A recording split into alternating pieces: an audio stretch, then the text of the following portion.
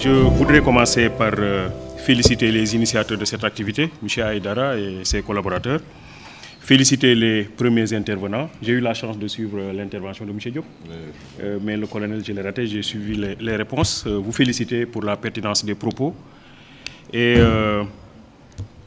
féliciter Mme Fouchard, Mme Diédiou, pour le livre, le bel ouvrage qu'elle a écrit. Et j'ai été un des acteurs de la présentation au Terroubi il y a de cela quelques semaines. Merci.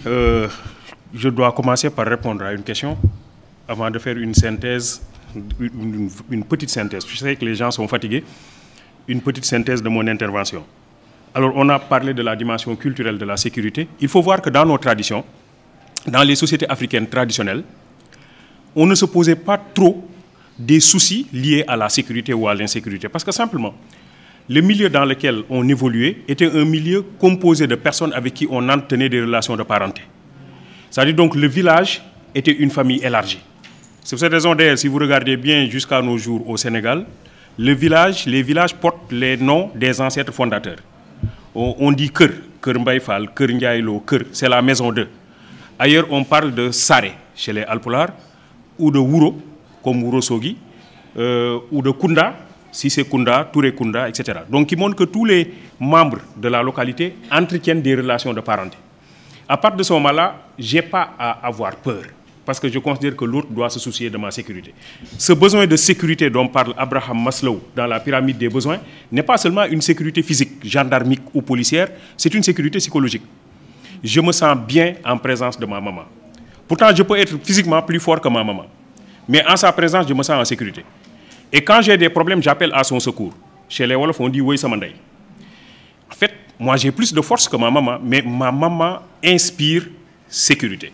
C'est pourquoi, en fait, quelqu'un comme Milan Kundera, dans un ouvrage qui est intitulé « L'insoutenable légèreté de l'être », considère que l'amour n'est pas le fait de partager un lit, mais le fait de partager un sommeil.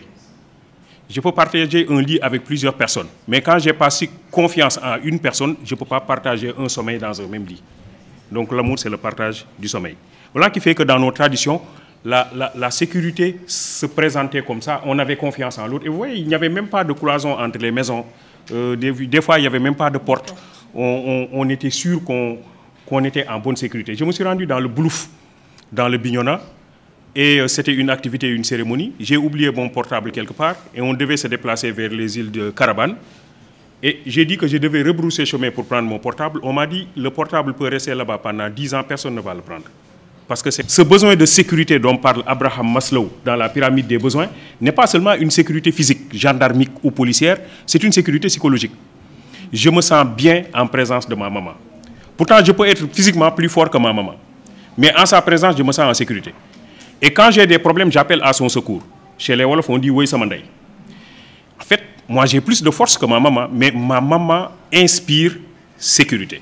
C'est pourquoi, en fait, quelqu'un comme Milan Kundera, dans un ouvrage qui est intitulé « L'insoutenable légèreté de l'être », considère que l'amour n'est pas le fait de partager un lit, mais le fait de partager un sommeil. Je peux partager un lit avec plusieurs personnes, mais quand j'ai passé confiance en une personne, je ne peux pas partager un sommeil dans un même lit. Donc l'amour, c'est le partage du sommeil. Voilà qui fait que dans nos traditions, la sécurité se présentait comme ça, on avait confiance en l'autre. Et vous voyez, il n'y avait même pas de cloison entre les maisons. Des fois, il n'y avait même pas de porte. On était sûr qu'on était en bonne sécurité. Je me suis rendu dans le Boulouf, dans le Bignona, et c'était une activité, une cérémonie. J'ai oublié mon portable quelque part, et on devait se déplacer vers les îles de Carabane. Et j'ai dit que je devais rebrousser chemin pour prendre mon portable. On m'a dit le portable peut rester là-bas pendant 10 ans, personne ne va le prendre. Parce que chez nous, ça se passe comme ça. On ne prend pas le bien d'autrui. Une fois que vous êtes dans la communauté et que vous êtes intégré dans la communauté, vous bénéficiez des mêmes privilèges que les autres. Maintenant, je parle d'entrepreneuriat. Commencez un peu peut-être à détendre parce qu'il y a des gens qui commencent à dormir. Et comme c'est le colonel qui vient de terminer, monsieur le colonel, un général devait rendre visite à des soldats. Et le général ne parle que français, tandis que les soldats ne parlent que wolof. À la veille de la visite du général, les caporaux ont réuni tous les soldats et leur ont dit que le grand chef, il vient demain. Et d'habitude, quand ils passent rendre visite aux nouvelles recrues, il leur pose 3 questions. La première question, c'est quel âge vous avez? La deuxième question, c'est depuis quand vous êtes là? Et la troisième question, c'est est-ce que vous vous plaisez bien ici? Il pose ces questions en français. Mais vous ne pouvez pas parler français, vous ne parlez que wolof. On vous donne les réponses en français, vous les gardez par cœur et dans l'ordre. Donc, première question, quel âge vous avez? Vous répondrez tous 19 ans, mon général. Deuxième question, depuis quand vous êtes là? Vous répondrez tous 3 mois, mon général. Troisième question, est-ce que vous vous plaisez bien ici? Vous répondrez tous, bien sûr, mon général. Donc, ce que vous devez garder par cœur et dans l'ordre, c'est 19 ans, mon général, 3 mois, mon général, bien sûr, mon général. Alors, le général arrive le lendemain et inverse l'ordre des questions. Alors, au lieu de commencer par quel âge vous avez, il commence par depuis quand vous êtes là. 19 ans, mon général. Quel âge vous avez? 3 mois, mon général. Mais alors, vous vous moquez de moi? Bien sûr, mon général. Bon, c'est détendu. Maintenant, je peux présenter mon terrain. Alors, on...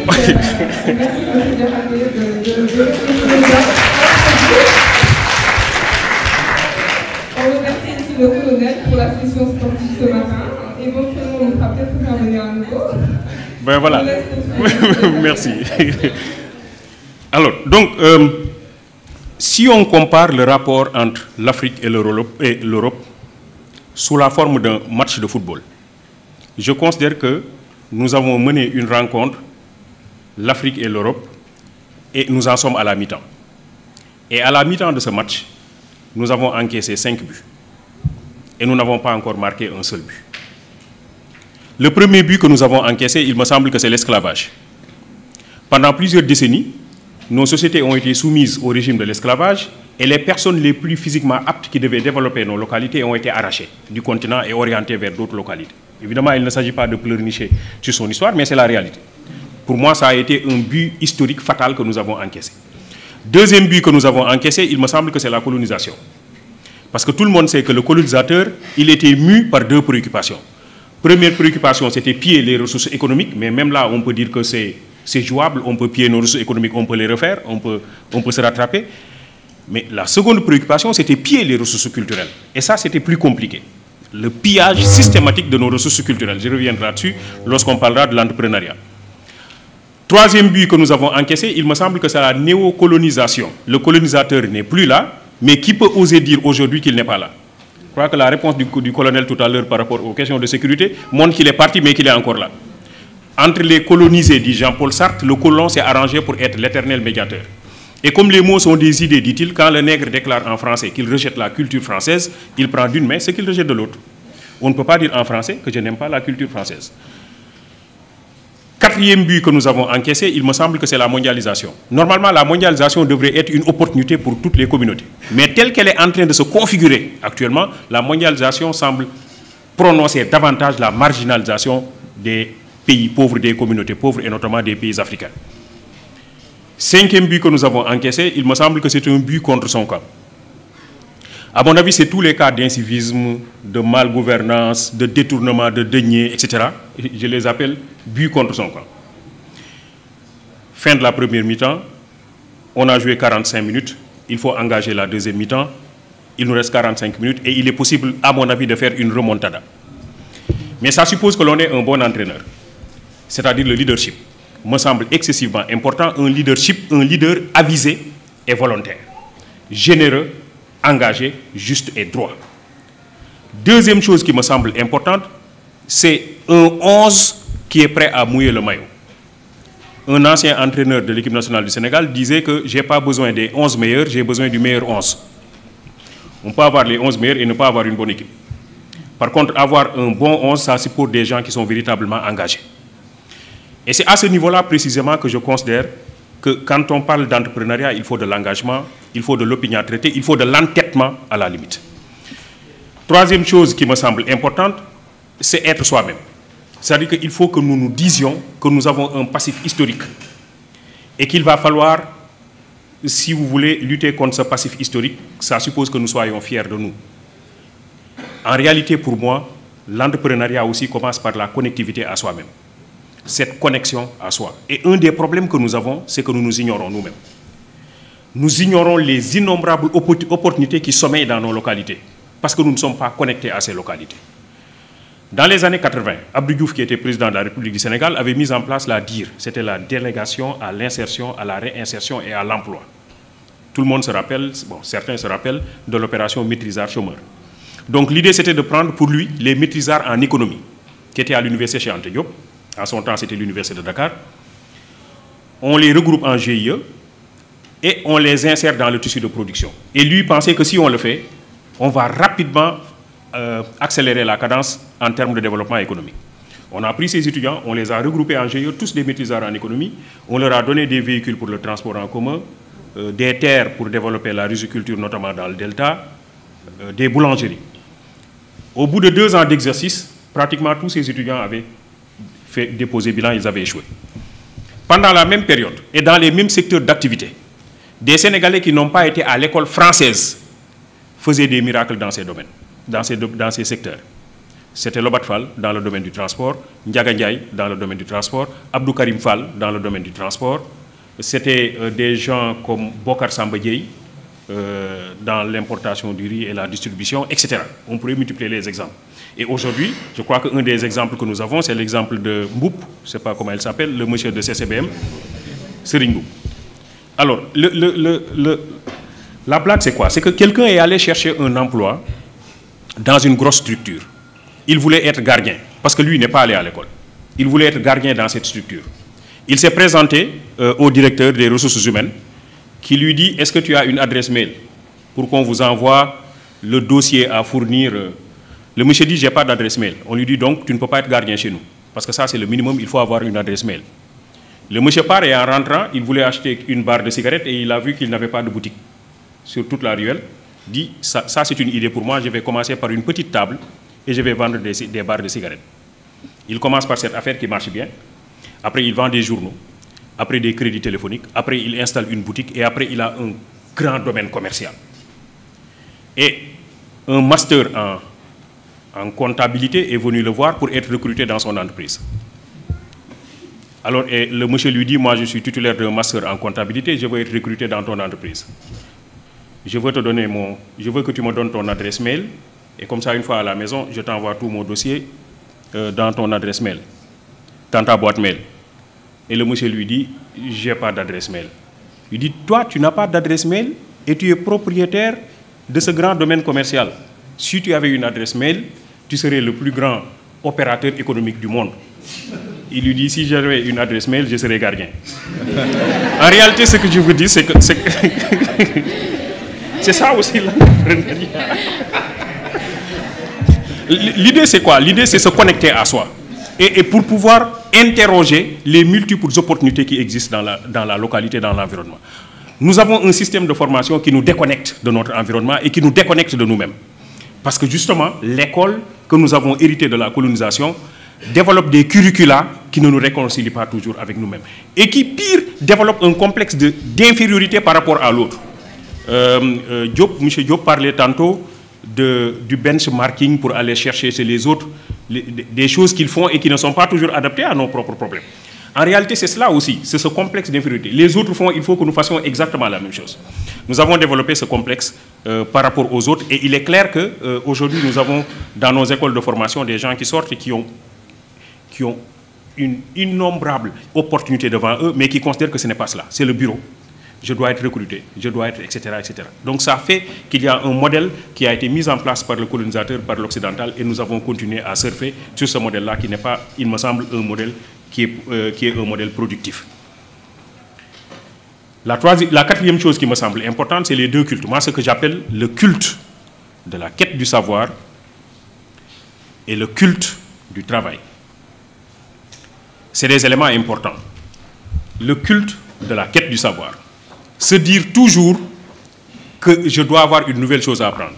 M. Diop disait tout à l'heure qu'en matière de sécurité, on ne peut jamais dire que le problème est réglé de façon définitive. Et qu'il faut toujours s'inscrire dans une dynamique processuelle. Se dire que c'est un processus, ce n'est jamais terminé. De la même manière aussi, en termes de quête du savoir, on a toujours des choses à apprendre, on a toujours des choses à saisir. Et cela est important quand on veut se lancer dans le domaine de l'entrepreneuriat. On doit toujours avoir des informations, des données, on doit toujours être à la quête du savoir. un élément qui me semble important. Un autre élément qui me semble important, il faut le dire aussi entre nous, c'est le culte du travail. En réalité, c'est ça aussi le problème. Est-ce que nous travaillons suffisamment? Dire si je veux installer une entreprise, si je veux que cette entreprise fonctionne, que cette entreprise donne des résultats, mais il faut que je considère que le travail constitue à la limite une vertu. Ce n'est pas seulement un gagne-pain. Il y a une dimension spirituelle du travail. L'exemple que je donne le plus souvent, c'est la Bible, hein, notamment la Genèse. Je ne sais pas s'il y a des chrétiens ici. Je veux dire de bons chrétiens. Dans la Bible, et notamment dans la Genèse, Adam et Ève, ils étaient dans un jardin. Et Dieu leur avait interdit de toucher à un fruit, qui est le fruit de la connaissance. Un jour, le serpent est allé dire à Ève que si vous mangez le fruit, vous devenez aussi ou plus intelligente que Dieu. Ève mange et devient effectivement intelligente. Elle va voir son mari Adam et lui dit, j'ai mangé le fruit et je suis devenue intelligente, tu dois faire comme moi. Adam mange et devient effectivement intelligent. Dieu les appelle tous les deux. Il a dit à Adam et à Ève, venez vers moi, j'ai besoin de vous. Ils disent à Dieu, attendez un instant, nous sommes nus. Dieu leur dit, comment vous avez fait pour savoir que vous êtes nus? Parce que jusque-là, vous l'étiez, mais vous ne le savez pas. C'est que vous avez mangé le fruit de la connaissance que je vous avais interdit de toucher. Et alors Ève dit, c'est le serpent qui m'a poussé à manger. Adam dit, c'est la femme que tu as mise à côté de moi qui m'a poussé à manger. Dieu les sanctionne tous les trois. Il dit au serpent, tu seras l'animal le plus maudit des animaux de la terre, tu marcheras à plat ventre et tu mangeras de la poussière, je créerai inimitié entre toi et les autres animaux de la forêt et les hommes te blesseront la tête par le talon. Dieu dit à Ève, puisque toi tu as poussé ton mari à manger le fruit, désormais tes désirs porteront sur ton mari, mais il te dominera et tu enfanteras dans la souffrance. Et Dieu dit à Adam, puisque toi tu as écouté la voix de ta femme et non ma voix, désormais c'est à la sueur de ton front, donc le travail, que tu assureras ta nourriture tous les jours de ta vie, jusqu'à ce que tu retournes à la poussière d'où tu fus pris, parce que tu n'es que poussière, et tu retourneras à la poussière. Le travail se présente ici comme une exigence divine. De la même manière, dans le Coran, Dieu dit, je vous ai créé pour une vie de lutte. Je vous ai créé pour une vie de lutte. Donc l'individu ne doit pas rester les bras croisés, c'est quelqu'un qui doit travailler. Développer le culte du travail en commençant par une petite chose, sans aucun complexe, avec beaucoup d'engagement et d'entêtement, et se dire que c'est possible. Je vous remercie de votre attention.